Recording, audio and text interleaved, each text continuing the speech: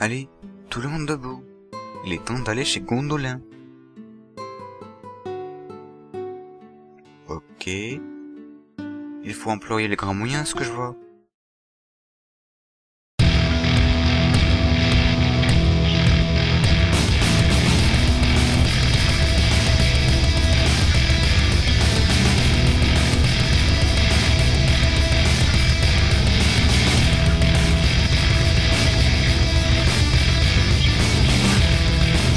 C'est bon, on est réveillés. C'est parti. Je veux savoir de quelle créature il s'agit. Moi aussi. Peut-être qu'en apprenant de quel genre de créature il s'agissait, j'en saurais plus sur la personne. Juste une question. Personne n'est sorti cette nuit? Non. Pourquoi donc? Il me semble avoir entendu la porte s'ouvrir une fois lorsqu'on dormait. Mais bon, j'ai peut-être rêvé.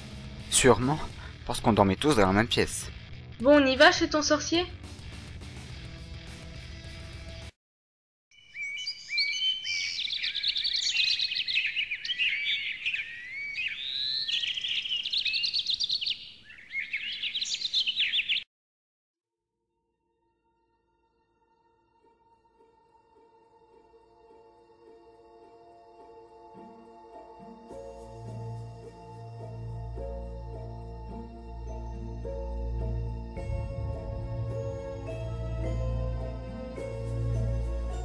Eh bien, je l'ai échappé belle. Je me suis bien caché dans les toilettes. Heureusement que je suis discret, autrement ces créatures m'auraient sans doute tué. J'étais sûr que les monstres existaient. Bon, cependant, il faut que je me dépêche de les suivre.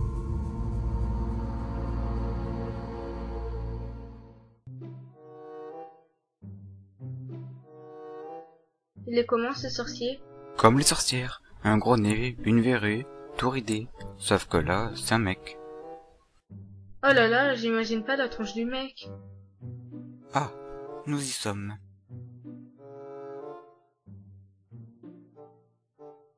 Bonjour à tous, bienvenue chez moi.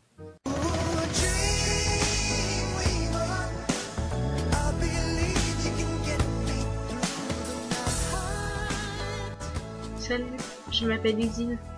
Moi, c'est Gondolin. On s'est pas déjà vu quelque part? Non, je crois que je m'en souviendrai. Bon, on a une créature à chercher, Gondolin. D'accord, si vous voulez bien me suivre.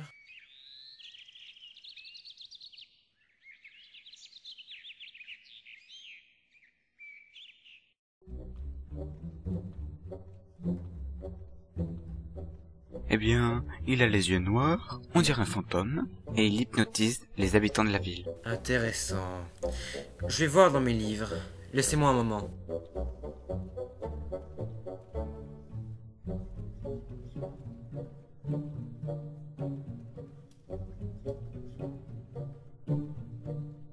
J'espère qu'il va trouver. Oh, il est vraiment trop mignon ce sorcier. Ne me dis pas que tu as craqué sur lui, Isil. Pas du tout. Tu parles, elle est tout le charme. Créature aux yeux noirs qui hypnotise. Ce serait donc une âme, mais une âme pas comme les autres. Normalement les âmes ont les yeux blancs, et là ils sont noirs. C'est une âme vraiment puissante alors.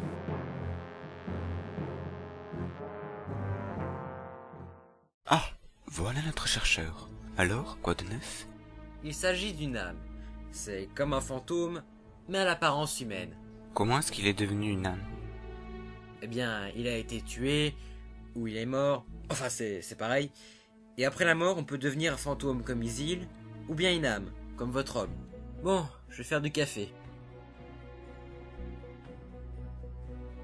Alors, Glindol, ça te rappelle quelque chose? Oui, mais c'est très vague. Raconte. Si la personne qui me recherche a été tuée, et si elle veut me tuer à mon tour, je pense savoir de qui il s'agit. Ah oui? Eh bien dit. Je pense que c'est... Quelqu'un pourrait se lever pour aller voir? Je suis occupé là. J'y vais.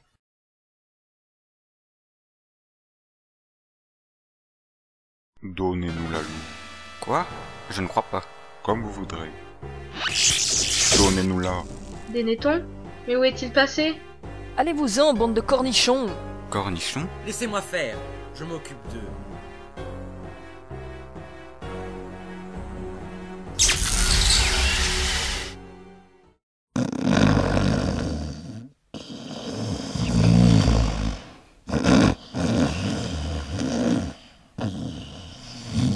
il est vraiment trop fort. On dirait bien qu'ils sont redevenus eux-mêmes. Mais, Denethon, c'est un... Poisson?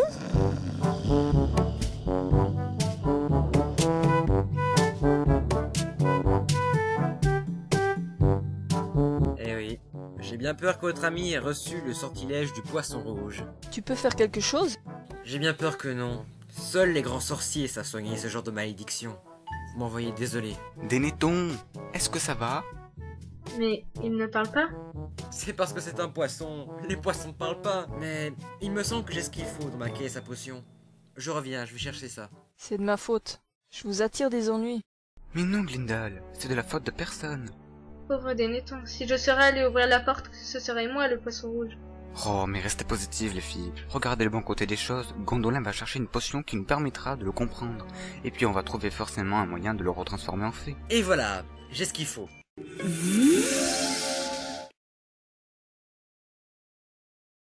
Vous m'entendez? Denethon, J'ai bien cru qu'on ne t'entendrait plus. je te remercie, Gondolin. J'en avais marre de parler dans le vide. Mais il y a bien un moyen de le remettre sous sa forme normale. Du calme. L'essentiel, c'est qu'on soit tous en vie. C'est le plus important. Bon, ne restez pas plantés là. Posez-moi moi sur une table. Voilà le café.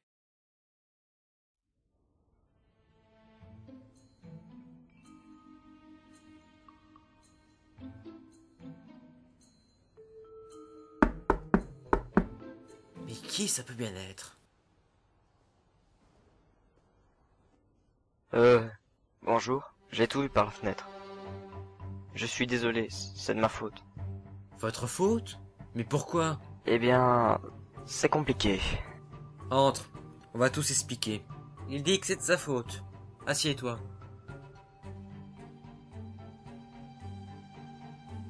Comment dire? Je vous suis depuis hier soir. Tu nous suis? Oui, je vous ai vu quand j'étais à la bibliothèque. Quand j'ai vu des ailes, puis un fantôme, puis une femme avec plein de poils, je me suis dit que c'était pas normal. Alors je vous ai suivi jusqu'ici. Où étais-tu pendant qu'on dormait? Eh bien, je vous ai suivi jusqu'au crépuscule. Et ensuite, quand j'ai vu qu'il n'y avait pas de lumière, je suis entré, et je me suis caché dans les toilettes. Juste une question. Personne n'est sorti cette nuit? Non. Pourquoi donc? Il me semble avoir entendu la porte s'ouvrir une fois lorsqu'on dormait. C'était donc toi qui es entré en pleine nuit? Oui. Et alors? En quoi est-ce de ta faute si je suis transformé en poisson? Eh bien, je vous ai suivi jusqu'ici, alors je me suis caché derrière un arbre. Et là, 3 hommes m'ont interpellé.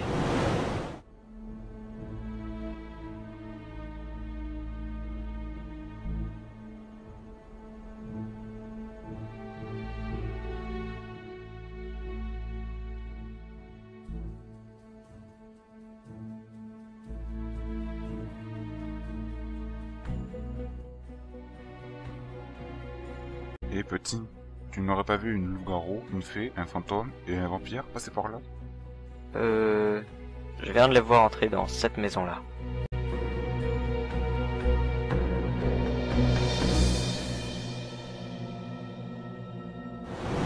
Sur le coup, je ne savais pas quoi dire, j'étais surpris. Eh bien, effectivement, c'est de ta faute s'ils nous ont trouvés. Bon, puis maintenant, tu sais que les vampires, les fées, les loups-garous, les fantômes et les sorciers existent vraiment. Tu es bien le seul humain à être au courant.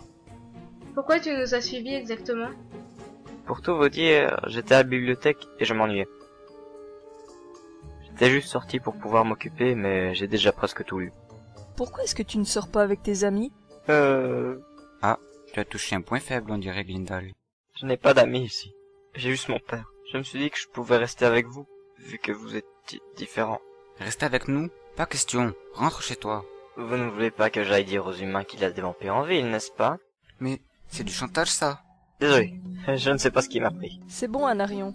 Il peut rester avec nous. Il peut nous aider. Plus on est de fous, plus on rit. Non? Bon, ok. Je ne savais pas quoi faire ce midi. Je vais faire du poisson pané. Quoi? Je plaisante. Glindal, tu ne devais pas nous expliquer quelque chose? Si, mais j'aimerais voir la personne pour voir si c'est bien celle que je pense. Tu veux dire qu'il faut retourner chez Anarion? C'est de la folie. On y va. Denethon, toi tu restes chez Gondolin. Isil, si tu ne veux pas venir... Si, je peux rendre utile. Vous devriez d'abord amener ces hommes chez eux. Oui, tu as raison. Tu veux venir? Je te conseille de rester. Je vais rester.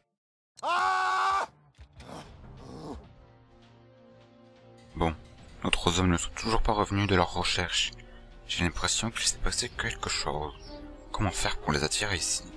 Pas besoin de les attirer, ils arrivent, chef. Vraiment? Venez, cachons-nous, nous y voici. Bon, j'entre par la porte d'entrée. Je vous dis si la voie est libre.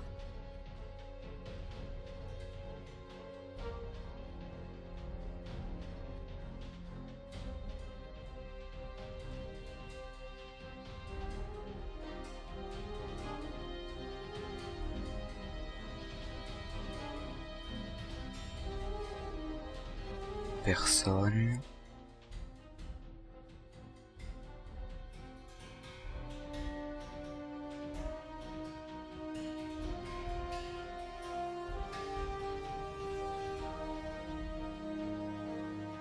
Vous pouvez venir. Tiens, mais qui voilà? Papa? Tu reconnais rapidement, c'est bien. Mais comment est-ce possible? Tu es mort? Haha. Eh bien, comme tu le vois, non. Ça fait 10 ans qu'il y a eu l'accident. Maintenant, c'est ton tour de mourir.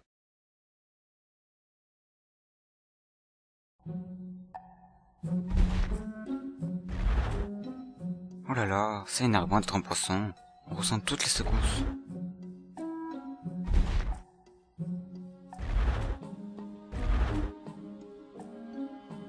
J'ai toujours voulu un poisson. Oui, mais non. Là, je suis une fée, pas un poisson. Comment t'es devenue une fée, toi? Je suis né fée. Mais, et les autres alors? Izzy, elle est morte, et Anarion et Glindal, je n'en ai aucune idée. Dis-moi, pourquoi tu n'as pas d'amis dans cette ville? Je n'ai jamais aimé cette ville. J'ai toujours voulu vivre chez mon cousin. Quand j'étais à l'école, j'étais toujours à la bibliothèque, et j'étais nul en sport. Tous les garçons se moquaient de moi. Et j'étais tout maigrichon, et ça ne plaît pas aux filles, ce genre de choses. Je ne comprends pas. T'es plutôt beau gosse, là. Musclé, beau blond. C'est gentil. Bah, maintenant que je suis jeune adulte, j'ai passé tout mon temps à la bibliothèque, et vu que j'ai fini de lire rapidement, je me suis mis au sport. Et tu ne trouves pas de filles? Non, elles sont déjà toutes prises par d'autres mecs. Gondolin, on a besoin de ton aide.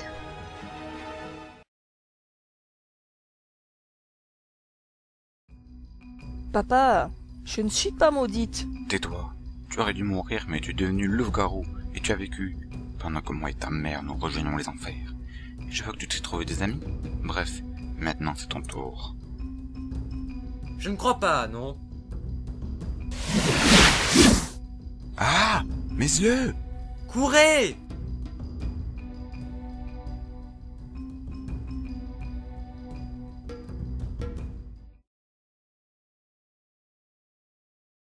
Eh bien, mon cher, vous avez bien du mal à faire votre vengeance. Maître? Oui, j'ai un peu de mal. Un peu? Cela va faire 10 ans dans 1 semaine et 3 jours que je t'ai ressuscité. Et tu ne t'es toujours pas vengé de ta fille? Si tu ne la tues pas, tu rejoindras la mort. Tu as fait un pacte avec le diable. Mais elle n'est pas seule. Rien à faire. Lorsqu'on fait un pacte avec le diable pour revivre, on le fait. Tu as 10 années pour l'accomplir. Là, il te reste moins de 2 semaines. Vous devez me croire. Il y a un sorcier, une fée, un vampire, une fantôme. Moi, je suis seul. Et le don que je vous ai passé pour vous aider, c'est du hachis et parmentier? Hypnotiser les gens, ça ne m'aide pas trop. Pardon? Vous ne vous rendez pas compte du pouvoir que vous détenez, idiot? Ils sont 5 contre moi seul. C'est vrai que ce n'est pas très équitable. Je te passe un nouveau pouvoir.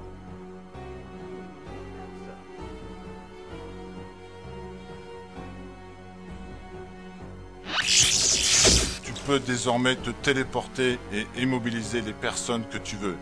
À part moi, bien sûr. N'oubliez pas, 1 semaine et 3 jours. Je vous remercie, maître. Je vais faire tout mon possible.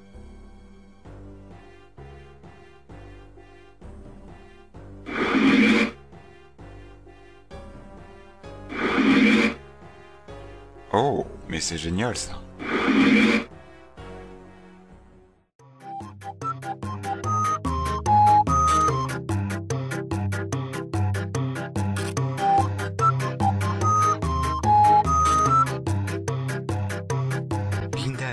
Tu vas nous expliquer ton histoire? J'aimerais savoir pourquoi ton père, qui est censé être mort, veut te tuer. Eh bien, si vous voulez vraiment savoir... Un jour, elle et sa famille étaient en voiture et ses parents se disputaient à cause d'elle. Sa mère qui conduisait fut distraite par la dispute et perdit ainsi le contrôle. La voiture dérapa et fonça sur un arbre au bord d'une forêt. Mais cette forêt était fréquentée par des créatures redoutables, des loups-garous. Sa mère était morte sur le coup, mais son père Glindal était encore en vie mais blessé. Le père réussit de sortir de la voiture, mais il était heurté au bras.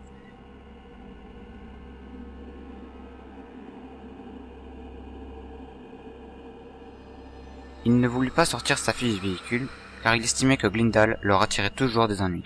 Il pensait qu'elle était maudite. C'était donc une occasion de la laisser mourir. Mais le destin n'en décida pas ainsi.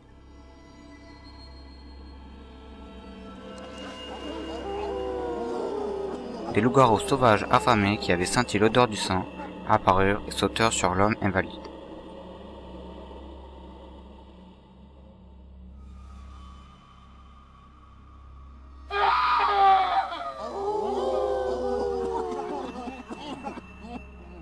Glindal réussit à sortir de l'auto, mais l'une des bêtes l'aperçut et elle sauta sur celle-ci. Mais elle n'eut pas le temps de lui infliger une morsure, qu'elle se retira d'un coup. Le loup-garou avait senti quelque chose d'anormal qui lui empêchait de dévorer la fillette. Il ne pouvait pas la tuer. Il lui infligea juste une morsure et partit en courant. Glindal s'écroula et sentit la morsure du loup-garou. Voilà, vous savez tout. Eh bien, quelle histoire? J'en ai la chair de poule. Mais, et alors, ton père? Peut-être que la mort l'a fait ressusciter, et du coup mon père me recherche pour me prendre la vie. Visiblement, il t'a trouvé. Ils vont voir de quel bois je me chauffe lorsque je n'ai pas ce que j'obtiens.